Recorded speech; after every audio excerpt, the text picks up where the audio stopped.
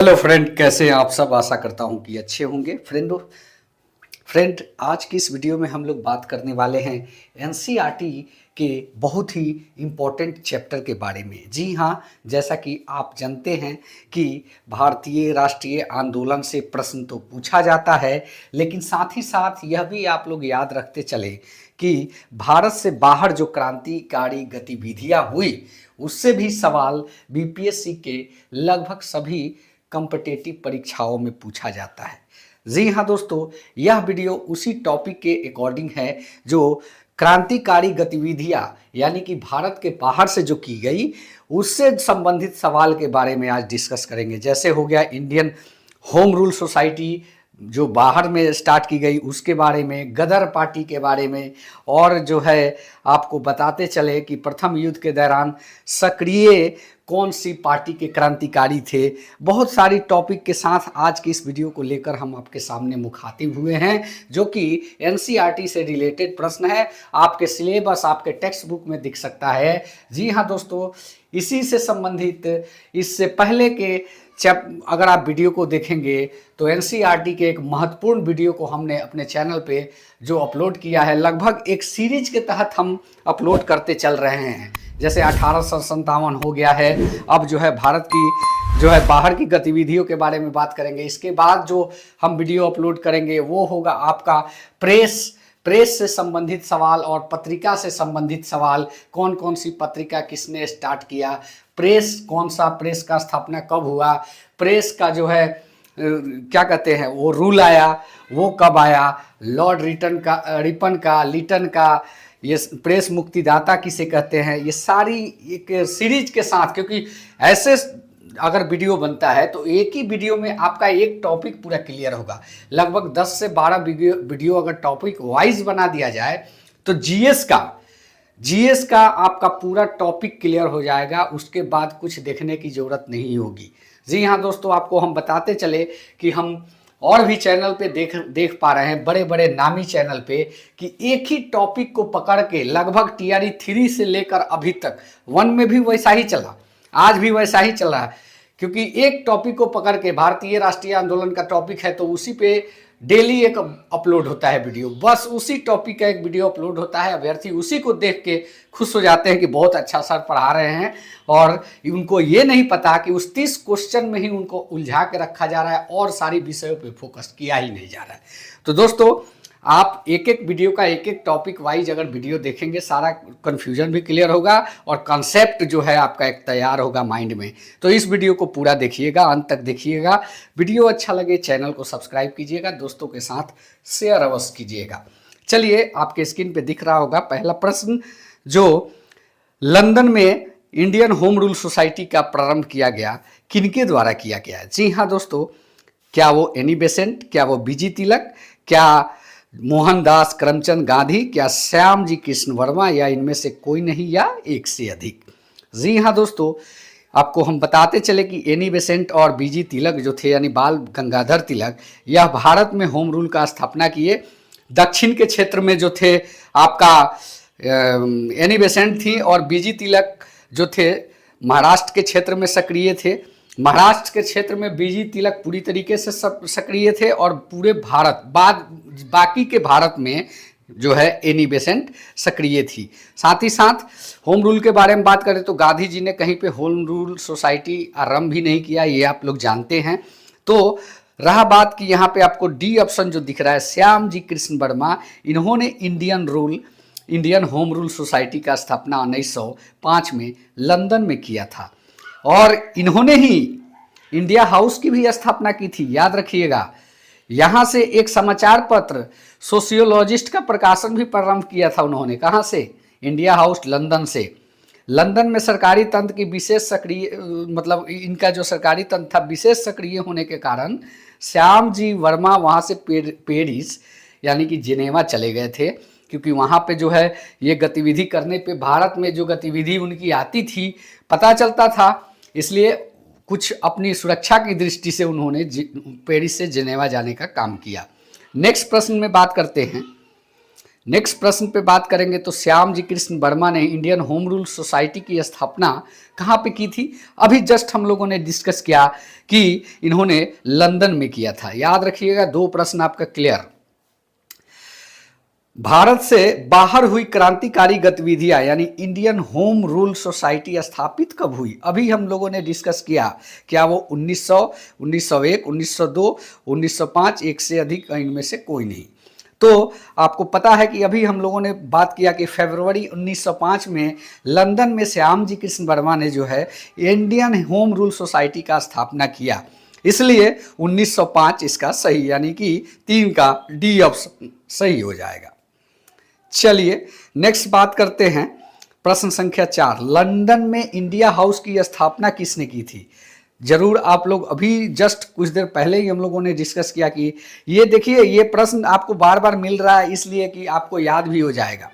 श्याम जी कृष्ण वर्मा ने जो है इंडिया हाउस की स्थापना लंदन में की थी। चलिए नेक्स्ट प्रश्न के बारे में डिस्कस करते हैं, वह कौन था जिसने गदर पार्टी को स्थापित किया? जी हाँ, जैसा कि आप सभी जानते हैं, गदर पार्टी कहाँ से, गदर पार्टी का स्थापना किसने किया था?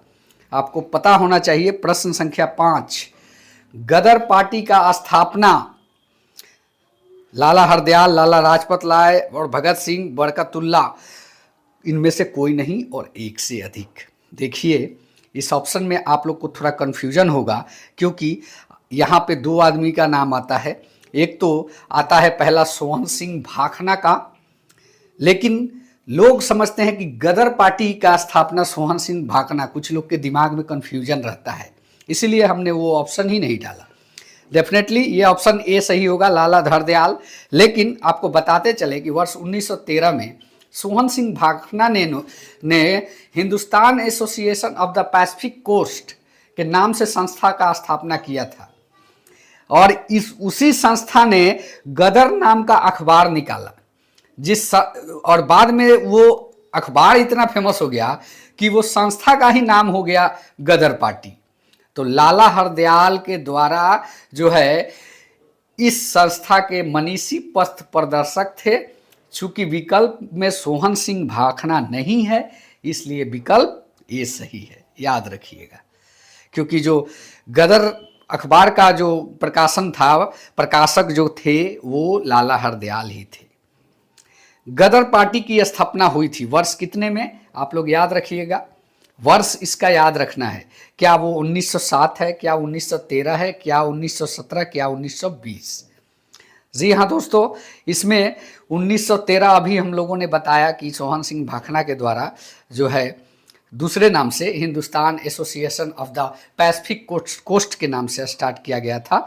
तो 1913 का ऑप्शन ये है इसमें, इसलिए 1913 यानी कि 7 का बी सही है। देखिए बीपीएससी थोड़ा घुमा घुमा के सवाल पूछता है, इसीलिए कन्फ्यूजन होता है और कन्फ्यूजन में ही प्रश्न छूटते हैं। बात करते हैं गदर आंदोलन की स्थापना किसने की थी? अजीत सिंह ने, लाला हंसराज ने, हरदयाल ने, सोहन सिंह भाखना ने, एक से अधिक, और इनमें से कोई नहीं। तो इस प्रश्न का आंसर आप लोग को बताना है कि गदर पार्टी की जो आंदोलन थी उसकी स्थापना किसने की थी? जी हाँ दोस्तों, आंदोलन की स्थापना के बारे में बात करें तो इसका सही आंसर हो जाएगा सोहन सिंह भाखना, क्योंकि जो एसोसिएशन उन्होंने बनाया था वो इसी काम के लिए बनाया था, आंदोलन के लिए ही, इसलिए इसका सही आंसर सोहन सिंह भाखना होगा। चलिए नेक्स्ट प्रश्न के बारे में बात करते हैं। प्रश्न संख्या 10, निम्नलिखित में से कौन से गदर पार्टी का पहला सभापति थे? लाला हरदयाल, सोहन सिंह भाखना, केसर सिंह, पंडित काशीराम, इनमें से कोई नहीं या एक से अधिक। तो सभापति की बात करें तो गदर पार्टी का पराधीन भारत को अंग्रेजों से स्वतंत्र कराने के उद्देश्य से एक संगठन बना था, याद रखिए। इसमें अमेरिका और कनाडा के भारतीय 1913 में यह पार्टी को बनाने का काम किया था। इसमें जो है कि यह पार्टी हिंदुस्तानी गदर नाम का पत्र भी निकालती थी जो उर्दू और पंजाबी में प्रकाशित होती थी। इसलिए गदर पार्टी के संस्थापक अध्यक्ष सोहनलाल भाखना ही थे, यानी कि बी ऑप्शन सही हो जाएगा। प्रश्न संख्या 11, प्रथम विश्व युद्ध के दौरान सक्रिय होने वाले गदर क्रांतिकारियों का आधार स्थल कौन सा था? कहाँ से जो है यह क्रांतिकारी का आगाज किया गया और सक्रिय कहाँ से हुए, तो ये आपको बताना है। क्या मध्य अमेरिका, उत्तरी अमेरिका, पश्चिमी अमेरिका और दक्षिण अमेरिका, या इनमें से कोई नहीं, या एक से अधिक? तो इस प्रश्न का सही आंसर जो होगा दक्षिणी अमेरिका से यह हुआ, क्योंकि प्रथम विश्व युद्ध के दौरान सक्रिय होने वाले क्रांतिकारियों का यह दल था, और यह जो था संयुक्त राष्ट्र अमेरिका के सैन फ्रांसिस्को नगर में आधार स्थल रखा गया था, याद रखिएगा। प्रश्न संख्या 12, गदर का मुख्यालय कहाँ था? जी हाँ, यह प्रश्न में आ ही गया। गदर का मुख्यालय कहाँ था? क्या वो सैन फ्रांसिस्को, और क्या न्यूयॉर्क, मद्रास, कलकत्ता, और इनमें से कोई नहीं, एक से अधिक? तो इसका सही आंसर होगा सैन फ्रांसिस्को, क्योंकि वहीं से जो है इसका हेड ऑफिस हुआ करता था। चलिए नेक्स्ट प्रश्न के बारे में बात करते हैं कि भारत से गदर क्रांति छिड़ने का सबसे महत्वपूर्ण कारण क्या था? जी हाँ दोस्तों, इसमें बात करेंगे क्या लाला हरदयाल की गिरफ्तारी, कामागाटा मारू की घटना, प्रथम विश्व का होना, विश्व युद्ध का, और करतार सिंह सराभा को फांसी, इनमें से कोई नहीं और एक से अधिक? जी हाँ दोस्तों, यहाँ पे जो मेन घटना थी इस गदर क्रांति के छिड़ने का, वो था कि स्वदेशी आंदोलन के निष्क्रिय होने से भारतीय राष्ट्रवाद की जो पहली जो राष्ट्रवाद के जो क्रांतिकारी थे, लोग थे, नेता थे, वो निष्क्रिय हो गए थे, क्योंकि आंदोलन ही ऑलरेडी निष्क्रिय हो गया था। तो वर्ष 1914 में अचानक एक बार जो है फर्स्ट वर्ल्ड वार का जो है वो होना चालू हुआ, और उसमें भारतीयों को क्या है कि राष्ट्रीयता के प्रति झकझोर के रख दिया, उन्हें उद्वेलित किया। उस समय यह धारणा प्रचलित थी कि ब्रिटेन पर किसी भी तरह का संकट भारत के हित में है। उनके लिए एक मौका था, इस मौके का कई जगहों पर तरह तरह का फ़ायदा उठाया गया। उत्तरी अमेरिका में गदर क्रांतिकारियों ने और भारत में लोकमान्य तिलक, एनी बेसेंट एवं स्वदेशी संगठनों ने इस मौके का लाभ उठाया, और गदर क्रांतिकारियों ने सशस्त्र संघर्ष के माध्यम से अंग्रेजी हुकूमत को उखाड़ फेंकने का प्रयास किया। क्योंकि जो फर्स्ट वर्ल्ड वार का टाइम पीरियड था, उस समय जो है अंग्रेजी सेना को कमज़ोर करने का एक मंशा था इस पार्टी का। पूरी तरीके से अगर ब्रिटेन को किसी भी प्रकार का उस युद्ध में क्षति होता है तो भारतीयों को लाभ होगा, क्योंकि भारत में उनका ऑलरेडी कब्जा था। तो भारत के क्रांतिकारी चाहते थे कि वर्ल्ड वार में वो हार जाए। चलिए प्रश्न संख्या 14, निम्नांकित में वह कौन व्यक्ति था जिसने विदेशों में गणतंत्रात्मक सरकार की स्थापना की? क्या वो महेंद्र प्रताप, सुभाष चंद्र बोस, रास बिहारी बोस, उपयुक्त में से कोई नहीं और इनमें से कोई नहीं, एक से अधिक? तो 14 का आपको आंसर बताना है कि गणतंत्रात्मक सरकार की स्थापना जो है विदेशों में किसने की थी? तो इसका सही आंसर हो जाएगा महेंद्र प्रताप, क्योंकि विदेशों में जो है गणतंत्रात्मक व्यवस्था इन्हीं के द्वारा किया गया, राजा महेंद्र प्रताप के द्वारा। और उनके सहयोगी हुआ करते थे बरकतुल्लाह के साथ प्रथम महायुद्ध के दौरान 1915 में काबुल में भारत की प्रथम अस्थायी सरकार का गठन किया गया था। इसमें राजा महेंद्र प्रताप स्वयं राष्ट्रपति तथा बरकतुल्लाह प्रधानमंत्री थे। इसे जर्मनी तथा रूस ने मान्यता भी दिया हुआ था। चलिए प्रश्न संख्या 15 के बारे में जानते हैं। निम्नलिखित में से किस महिला ने भारतीय तिरंगा को सबसे पहले फहराया था? महिला जो है अरुणा आसिफ अली, भिकाजी कामा, दुर्गा माभी और कमला चट्टोपाध्याय, इनमें से कोई नहीं, एक से अधिक? जी हाँ दोस्तों, इसका सही आंसर आप लोग को बताना है कि किनके द्वारा यह झंडा जो है फहराया गया था। तो आपको पता होना चाहिए कि इस झंडे को फहराने के लिए स्टुअर्ट गार्ड में, जो कि जर्मनी में है, वहाँ पे मैडम भिकाजी कामा के द्वारा यह तिरंगा झंडा फहराया गया था। जी हाँ दोस्तों, यह घटना 1907 में हुई थी स्टुटगार्ट में। चलिए नेक्स्ट की बात करते हैं। मैडम कामा 1907 में प्रथम, देखिए आ गया यहाँ पे, प्रथम तिरंगा ध्वज कहाँ पे फहराया था? तो स्टुटगार्ट में फहराया था। प्रश्न संख्या 17, निम्नलिखित में से किस युग्म को इंग्लैंड में अंग्रेज अधिकारियों की हत्या के आरोप में फांसी की सजा मिली थी? कहाँ पे? विदेश में, यानी इंग्लैंड में। तो राजगुरु सुखदेव, खुदीराम बोस और सूरजसेन, मदन लाल ढींगरा, उधम सिंह, करतार सिंह सराभा तथा अशफाकुल्ला खान, इनमें से कोई नहीं या एक से अधिक। तो जी हाँ दोस्तों, 17 का जो सही आंसर होगा वो सभी जानते हैं कि किनको विदेशों में फांसी मिली थी। जी हाँ, जनरल ओ डायर की हत्या के जुर्म में उधम सिंह को फांसी, क्योंकि उधम सिंह जो है इंग्लैंड में जाके ये क्या कहते हैं उसका हत्या किया था। तो कहने का मतलब यह है कि आप ऑप्शन के अकॉर्डिंग भी देख सकते हैं कि किसके द्वारा जो है हत्या किया गया और फांसी जो है विदेश में किसको पड़ी है। जी हाँ दोस्तों, यह प्रश्न आप लोग खुद इसका आंसर सॉल्व कर सकते हैं। तो आप लोग बता सकते हैं, तो बताइए कि कौन थे वो लोग। तो जी हाँ दोस्तों, यहाँ पे सी ऑप्शन सही हो जाएगा, मदन लाल ढींगरा और उधम सिंह। चलिए नेक्स्ट प्रश्न की बात करते हैं। कामागाटा मारू क्या था? एक राजनीतिक दल था जो ताइवान पर आधारित था, चीन का एक किसान साम्यवादी नेता था, और या कनाडा की यात्रा पर निकला एक जलपोत था, चीन का गांव जहां से माओ त्से तुंग ने अपना लॉन्ग मार्च आरंभ किया था, इनमें से कोई नहीं या एक से अधिक। जी हाँ दोस्तों, ये बताना है आप लोग को इसका आंसर क्या होगा।